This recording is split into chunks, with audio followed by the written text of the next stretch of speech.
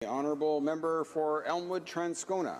Thank you very much, Mr. Speaker. I just want to indicate at the beginning I'll be sharing my time with my colleague from Edmonton-Strathcona and say that I'm pleased to rise and help outline some of the NDP's thoughts and objections to the motion that's before us, which I would say has all the thematic unity of a recipe list for leftover soup.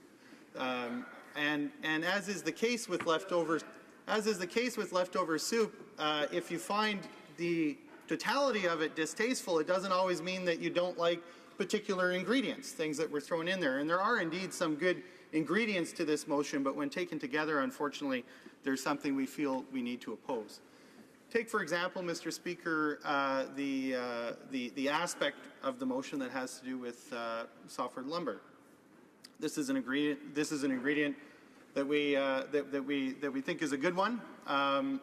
It's right to draw attention to the fact that the government has simply failed to come up with a reasonable solution to the crisis in softwood lumber. It is a little, and I just had one of my colleagues from the NDP point out, challenging in some ways to hear that criticism come from Conservatives who were in government when the agreement expired, had the 10 years that they're talking about where they had an agreement in place to come to another agreement upon the expiry of the original agreement, but didn't do that. Left this to the Liberals, who then made a big deal out of their great relationship with the Obama administration and what this was going to mean for Canadian softwood lumber producers, because they were going to be able to go ahead and get not just any deal, but the best possible deal for Canadian producers. And of course, that agreement still hasn't materialized. There's been a compensation package announced, which presumably is a bad omen for Canadian producers who were hoping to get a deal that would allow them, through their work, to provide for them and their families, and not have to do that through a government compensation package. Although I suppose if the Liberals aren't going to get it together to get a deal, then that's the next best thing. We would hope, however, to have a government that's fighting to get that agreement so that Canadian softwood lumber producers can get back on their own feet. And even the agreement that was in place before wasn't a great agreement. It was signed by the Harper government, and the Conservative members today are wanting to draw people's attention to that fact. But of course, the leverage that the Prime Minister at the time had was that successive challenges to the Canadian softwood lumber regime at the WTO and NAFTA had failed by the United States. And the WTO and NAFTA had supported the Canadian softwood lumber system. And in fact, we were on the cusp of getting another decision by the WTO that experts thought would affirm the Canadian position. And instead of getting to hear that ruling and the benefit that would accrue to Canadian producers by having that ruling on the books, the government of the time, the Harper government, went off and cut a side deal that was criticized at the time because it left $1 billion of the $5.4 billion that were taken out of the pockets of Canadian producers in the hands of the U.S. that had taken that money and not rightfully. And that's not just the NEP's opinion. That's the opinion of NAFTA tribunals and WTO tribunals.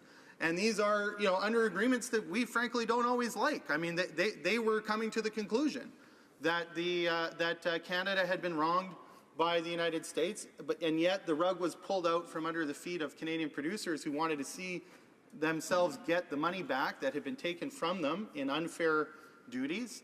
And the Harper government didn't allow for that. They left $1 billion of that. They left $1 billion of that money on the table. They did it with another element of that story that no one else seems to be talking about today. They did that with a liberal turned conservative trade minister, David Emerson.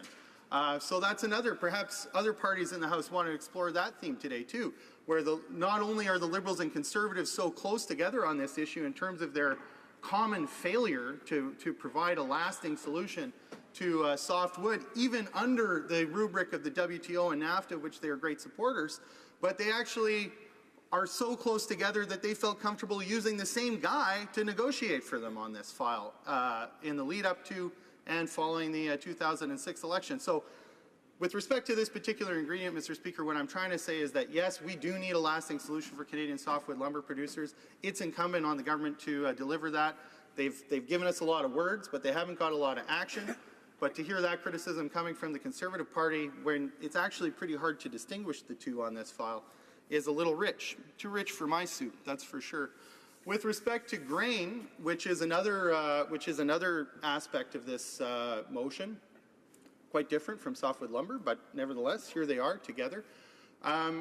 The issue there, I would say, and we started to get into this a little bit in questions and comments, is that the big crisis in grain transportation for Western Canadian grain farmers occurred after the abolishment of the Canadian Wheat Board. So partly we see here Conservatives criticizing Liberals for failing to find a solution to a problem created by the Conservatives.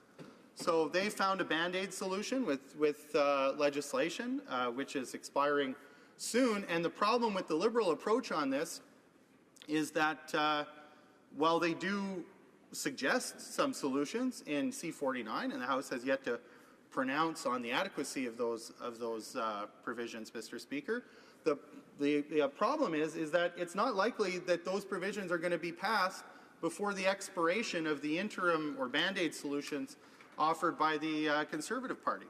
So I'll remain neutral on whether or not what the Liberals are proposing would provide an actual lasting solution, but what's clear is that there is going to be a gap between the Liberal proposed solution and the Conservative Band-Aid solution, and that puts Canadian grain farmers, particularly Western Canadian grain farmers, in a tight spot that they ought not to have been in, because this problem was, we could see this coming a long way away. In fact, the Liberals had extended the Conservative Band-Aid solution once before, and so they knew when the deadline was coming, and the fact that they haven't been able to put in place a more lasting solution in time for what is essentially their own deadline, I think is sad, and I know that Canadian grain farmers deserve better, Mr. Speaker. The last bit of the soup has to do with carbon pricing, and I think this is the ingredient that the NEP finds most objectionable. And it finds it objectionable because it's not about criticizing the Liberals' approach to carbon pricing, but it tries to say that any form of carbon pricing at all, and that the principle of carbon pricing can't work with a functional growing economy. And that's a claim that we simply reject, Mr. Speaker. I was here and I watched as Conservative members virtually unanimously, all but one Conservative member voted last week for a motion for this Parliament to support the Paris Climate Agreement. The idea that you could go on with our current policies, as the Conservatives advocate for, in terms of further development of the Alberta oil sands and pipelines, and not put any kind of price in carbon, is just not feasible. So I see this as being an aspect of their motion, frankly, Mr. Speaker, that stands in contradiction to the position that they took only last week with respect to the Paris Accord. Something has to change in terms of Canada's environmental policy if we're going to make good on our commitments under the Paris Climate Agreement. That much is clear. Now, you get into the details, and it doesn't take long before you spark a lot of controversy.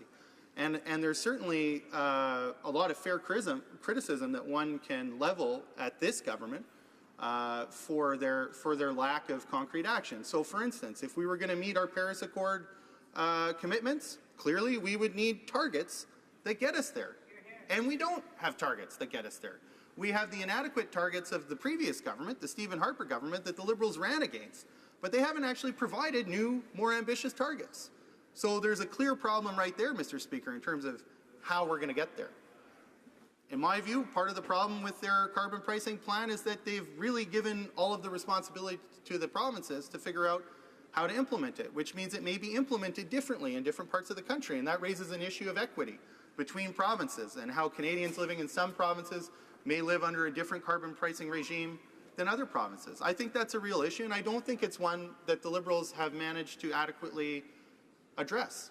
There are issues when we talk about equity as well in terms of the people who are on lower fixed incomes being disproportionately affected by our carbon tax. That's something that other governments, like for instance the NDP government in Alberta, has sought to address by bringing in a rebate program for low-income people who which operates along the same principles as our GST rebate. So that's not an insurmountable problem. That's one you could actually address, except that the Liberal government's approach has been to divest itself of all responsibility for implementing this and put it down on the provinces. So once again, leaving it up to whether you happen to live under the NDP in Alberta, whether or not you're going to be disproportionately affected by this tax, or whether you live under governments in other parts of the country, Mr. Speaker. So there is a lot to talk about, and there's a lot to criticize.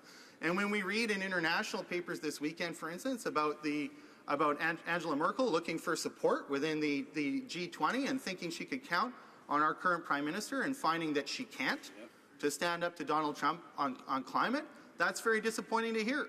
And it flies in the face of the motion that the Liberals themselves presented in the House last week and that we all voted on nearly unanimously to affirm our commitment to the Paris Accord. So we are in a position where the Liberal actions don't meet their words. It's Kyoto all over again. We need to do better. But I don't think this motion is about a good faith attempt to solve that problem, Mr. Speaker.